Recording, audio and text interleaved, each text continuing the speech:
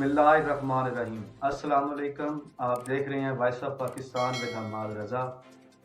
गुज़श्ता दिनों बरतानवी और यूरोपियन अखबारात के अंदर ये इंकशाफ हुआ था, जिसके बारे में मैं आपको बताना चाह रहा था। मैंने सोचा था कि पाकिस्तानी मीडिया इस बारे में आवाम को आगाह करेगा, लेकिन पाकिस्तानी मीडिया ने चुप साध रखी है। तो मैंने मुनासिब समझा कि जो मेरे देखने वाले हैं उन तक इस खबर के बारे में उनको खबर ये पहुंचाऊं और आगाह करूं। लेकिन इससे जुड़ा हुआ मामला एक और है, इसके बारे में पहले मैं इशारा करना चाहता हूं, कुछ बात करना चाहता हूं। आखिर में जो ये खबर है इसके बारे में आपको आगाह करूंगा। तो पाकिस्तान का एक बहुत बड़ा मसला ब्रेन ड्रेन है। ब्रेन ड्रेन क्या होता है जी? ब्रेन ड्रेन ये होता है कि हमारे नौजवान जो पढ़े लिखे होते हैं और अपने अपने शोबे के अंदर वो महारत रखते हैं, अपनी अपनी फील्ड के अंदर वो काबिलियत रखते हैं, लेकिन यहाँ पर पाकिस्तान के अंदर हमारा ये अलमिया है कि हम उनसे कोई फ़ायदा नहीं उठाते, और बिलाखिर जब उनको अपने मतलब की चीज़ नहीं मिलती, फील्ड नहीं मिलती, काम नहीं मिलता, तो उनको बैरून मुल्क जाना पड़ता है काफ़ी ज़्यादा पैसे खर्च करने के बाद। ये हमारा बहुत बड़ा अलमिया है।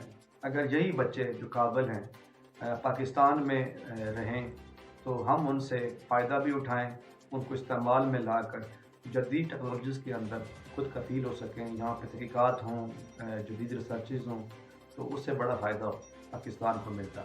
लेकिन वहाँ जाकर भी वो पाकिस्तान को फ़ायदा पहुँचाते हैं और कसीर ज़द मुबादला जो है वो पाकिस्तान में भेजते हैं, जिससे पाकिस्तान की इकॉनमी चल रही है।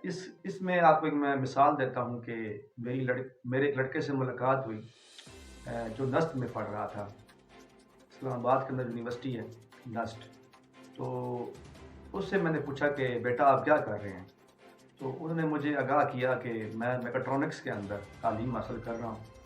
तो मैकेट्रॉनिक्स जो है जी, ये आर्टिफिशियल इंटेलिजेंस जो आजकल शोबा चल रहा है, ये इसकी तालीम है, समझ लें आप, मैकेट्रॉनिक्स। तो मैंने उनसे पूछा बेटा कि पाकिस्तान के अंदर जब आप तालीम हासिल कर लेंगे, मुकम्मल आपकी तालीम हो जाएगी, तो पाकिस्तान के अंदर आपको क्या नज़र आता है कि आप कुछ कर पाएंगे यहाँ पर? तो उन्होंने कहा जी ज़ीरो, यहाँ पर कुछ नहीं कर पाएंगे। ये कि तालीम हासिल करने के बाद कोशिश करेंगे कि बैरून मुल्क चले जाएँ। ये बहुत बड़ा अलमिया है। फिर उन्होंने एक और वाक़या बताया और आप समझ जाएँ कि पाकिस्तानी बच्चे कितने ज़हीन हैं। तो उसी बच्चे ने मुझे बताया कि जो मेरे सीनियर बच्चा था, जो 1-2 सेमेस्टर उससे आगे था, उसने जब अपना एक प्रोजेक्ट किया और उसने बड़ा अच्छा प्रोजेक्ट किया था उसने गाड़ी के अंदर सेंसर लगाए थे, जो रोड की जो सूरत हाल है कि रोड की इस वक्त कैसी पोजीशन है कि वो ख़राब है, ठीक है, उसका पूरा वो मैप और डेटा बनाकर वो जो गाड़ी चलती थी उस रोड के ऊपर, तो वो पूरा नक्शा बना देता था कि भाई रोड की क्या सूरत हाल है, कहाँ से ख़राब है, कितनी ख़राब है। वो इस तरह का उसने सेंसर बनाए थे बच्चे ने।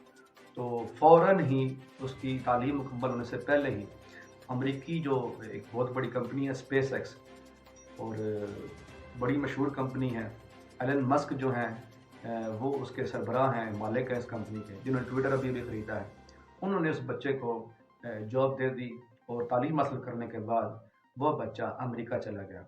अब देखें आप कि वहाँ पर वो बच्चे को मौका मिलेगा, वो गैर मुल्क में जाकर जो है वहाँ पर अपनी जो उसकी काबिलियत है उसके मुताबिक वो वहाँ पर काम करेगा, और वहाँ पर जो जदीद टेक्नोलॉजीज़ डेवलप हो जाएंगी जिसमें उसका भी हिस्सा होगा, उसको बाद में आज से 10-15 साल बाद या 20 साल बाद हो सकता है या उससे भी लेट, हम लोग खुद ही पैसे देकर इतने महंगा जो है ख़र्चा करके यहाँ की आवाम जो है या पाकिस्तान जो है वही टेक्नोलॉजीज़ हम पाकिस्तान में लेके आएंगे, वो भी कहीं 15-20 साल बाद।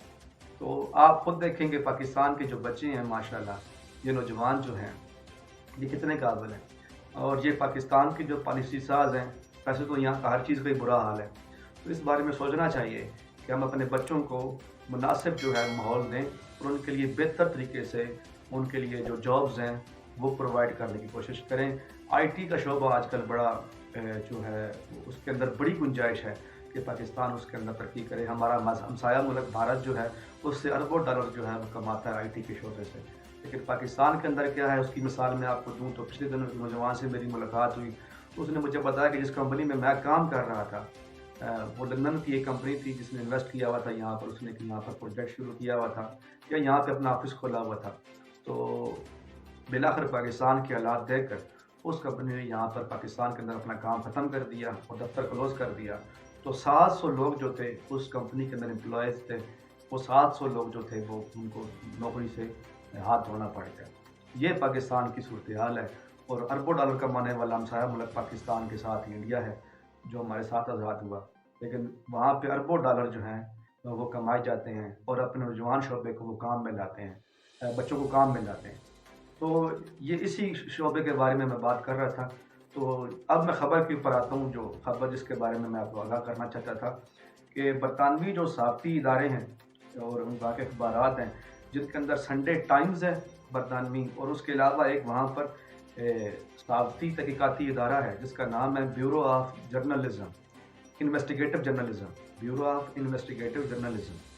انہوں نے اس خبر کا انکشاف کیا. خبر کیا ہے جی کہ بھارتی جاسوس ایجنسی کہنے پر ایک ہیکرز کے گروپ نے پاکستان کے اندر سیاستدانوں کے اکاؤنٹس، اس کے علاوہ ہمارے جرنیلوں کے اکاؤنٹس اور سفارتکاروں کے اکاؤنٹس جو تھے انہوں نے ہیک کیے، اور انہوں نے خود ثبوت بھی دیکھے جس میں فواد چودھری صاحب جو ہمارے سابق جو وزیر رہے ہیں ان کے جو ای میل کا جو ان باکس ہے اس کا اسکرین شاٹ بھی انہوں نے اپنی آنکھوں سے دیکھا.